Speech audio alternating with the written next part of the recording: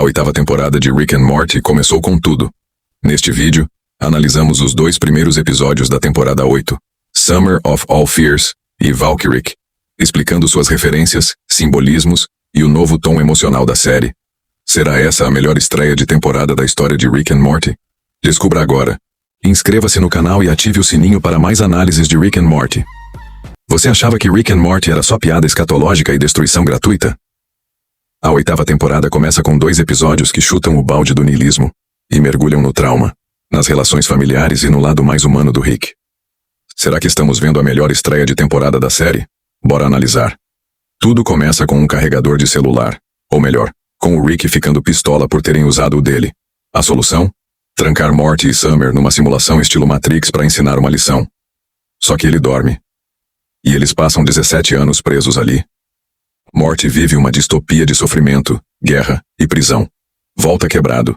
Summer se reinventa, vira CEO, resolve a crise de energia do mundo e volta com a cabeça mais firme que o próprio Rick. Mas aí Rick faz o que sempre faz. Apaga as memórias de ambos.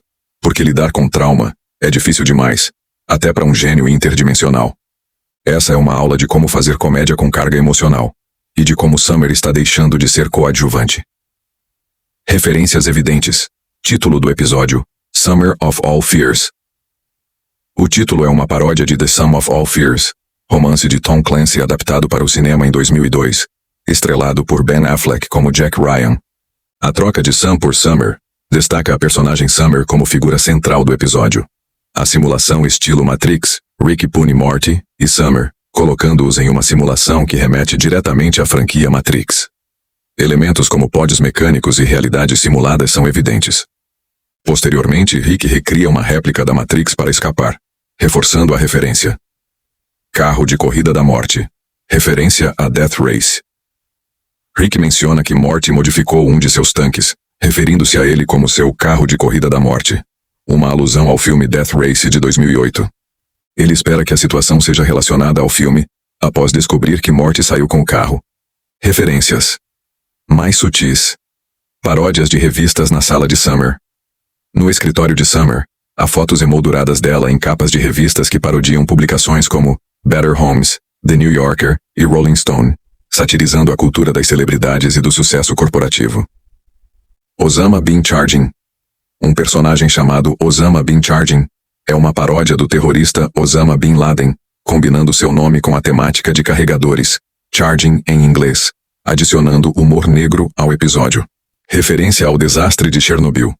Após a quebra da câmara central na Power Plant Valley, um pesquisador em pânico menciona o desastre de Chernobyl de 1986, aludindo ao colapso iminente da instalação. Santa Fé. Jogo de palavras com Santa Fé.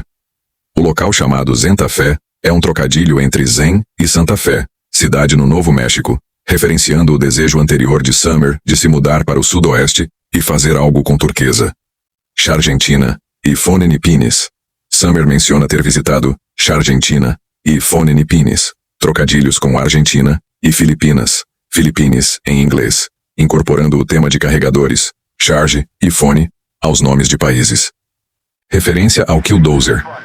A investida de Morty com um tanque modificado lembra o incidente real do Killdozer, em 2004, quando Marvin Heemeyer usou um trator blindado para destruir edifícios em protesto contra autoridades locais. A semelhança está na construção de uma máquina de destruição e na motivação de vingança contra figuras de autoridade. Referências internas à série Retorno da tecnologia de Morty's Mind Blowers.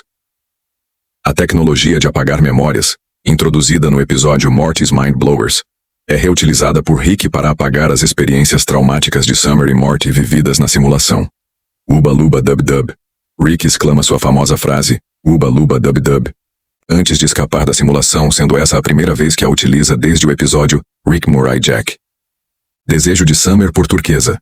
Summer usa um colar de turquesa em Santa Fé, referenciando seu desejo mencionado anteriormente na série de se mudar para o sudoeste e fazer algo com turquesa, como visto no episódio 60 Minutes. No segundo episódio em Valkyrie, Spacebeth solicita a ajuda de Rick para uma missão urgente: combater uma ameaça biológica que está afetando os Groundflomites. A trama se desenrola em um cenário de ação e tensão, onde Rick, Spacebeth e Bird Person precisam colaborar para enfrentar o desafio. O episódio destaca a complexa dinâmica entre Rick e Spacebeth, evidenciando a luta de Rick para se reconectar com sua filha e lidar com as consequências de suas escolhas passadas. A ausência de Morty neste episódio é notável, marcando uma das raras ocasiões em que ele não aparece na série. No segundo episódio, Morty nem aparece. E isso não é um erro, é uma escolha. Aqui, o foco é na relação disfuncional de Rick com Spacebeth. Junto com Bird Person, eles enfrentam uma ameaça alienígena. Mas o verdadeiro monstro é o peso da paternidade negada. O título Valkyrie remete ao filme Valkyrie, sobre conspiração e tentativa de redenção. Rick aqui está conspirando contra o próprio passado, tentando, de forma atrapalhada, se reconectar com a filha clone. Aliens e Starship Troopers, estética sci-fi militar. Pessoa-pássaro como bússola moral de Rick. Nada disso é gratuito. É um episódio sobre o que acontece quando você tenta pedir desculpas, mas não sabe como.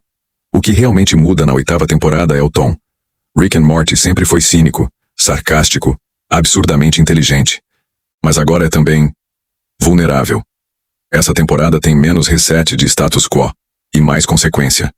Rick não quer mais ser só um gênio bêbado. Morty não é só um idiota funcional. Summer não é só a irmã sarcástica. A série começa a lembrar que crescimento não é só piada com cocô e viagem no tempo, é dor. E lidar com isso exige coragem. Se você ainda achava que Rick and Morty não tinha mais pra onde ir, pense de novo. Esses 2 episódios mostram que a série ainda tem muito a dizer. E agora, quer dizer algo com peso, com emoção, com verdade. A 8ª temporada de Rick and Morty marca uma mudança perceptível no tom da série, menos anárquica e episódica, mais emocional, reflexiva e coesa. Enquanto as primeiras temporadas abusavam do cinismo ácido e humor nihilista, a 8ª se aproxima de um drama de ficção científica com personagens complexos, quase no estilo de BoJack Horseman com lasers. Exemplo. No episódio 1, Summer of All Fears, Morty sofre traumas reais numa simulação onde envelhece 17 anos. A série leva esse sofrimento a sério, ao invés de usar como gag descartável. Rick, antes símbolo de arrogância invencível, está cada vez mais humano. Ainda sarcástico, mas vulnerável. Ele se importa, embora tente esconder. Rick evolui de deus bêbado do multiverso para pai fracassado tentando melhorar. A série ousa com episódios quase sem Morty ou sem Rick. Há um foco maior em Beth, Spacebeth, Summer e Bird Person, dando peso dramático a arcos que antes pareciam acessórios. Episódios como Valkyrie exploram a relação não resolvida entre Rick e Spacebeth, com culpa, alienação e tentativas de reconexão. Morty aparece menos, mas quando aparece, o roteiro evita tratá-lo como só um garoto burro. O foco se desloca do duo para o legado emocional de Rick e os danos que ele causou. Outra diferença fundamental no tom da temporada é a existência de consequências emocionais reais. Antes, episódios começavam e terminavam com a realidade resetada. Agora, eventos deixam marcas duradouras. Morty carrega traumas da simulação. Rick assume culpa ao apagar memórias dos netos, e é confrontado por isso. Pessoa-pássaro está cada vez mais próximo de Rick, mas sempre lembrando que não são mais os mesmos. O existencialismo ainda está presente, mas agora é menos. Tudo é inútil, vamos explodir um planeta. E mais, as escolhas importam, mesmo num multiverso onde tudo é possível. Há reflexões sobre o peso de ser pai, o valor da memória e o desejo de redenção. O humor escatológico e gore ainda existem, mas servem como ferramentas dramáticas, não como o centro da piada. É como se a série dissesse, ainda somos idiotas geniais. A 8ª temporada é, até agora, a mais introspectiva de todas. O humor absurdo ainda existe. Claro, é Rick and Morty, mas serve de pano de fundo para discussões sobre trauma e crescimento. Relações familiares fraturadas, vazio existencial, que não pode ser resolvido com portais. É como se os roteiristas tivessem finalmente abraçado a ideia de que crescer também faz parte da comédia, e que talvez, só talvez, Rick não queira morrer sozinho em um laboratório. É a melhor estreia de temporada da série? Pra mim, sim. E se continuar assim, a 8ª temporada pode entrar no pódio da história da animação adulta. Gostou da análise? Comenta aqui o que você achou da 8ª temporada até agora. Deixa o like, compartilha com quem ama ou odeia o Rick. E se inscreve para mais vídeos com humor ácido e cérebro ligado no máximo. Até a próxima.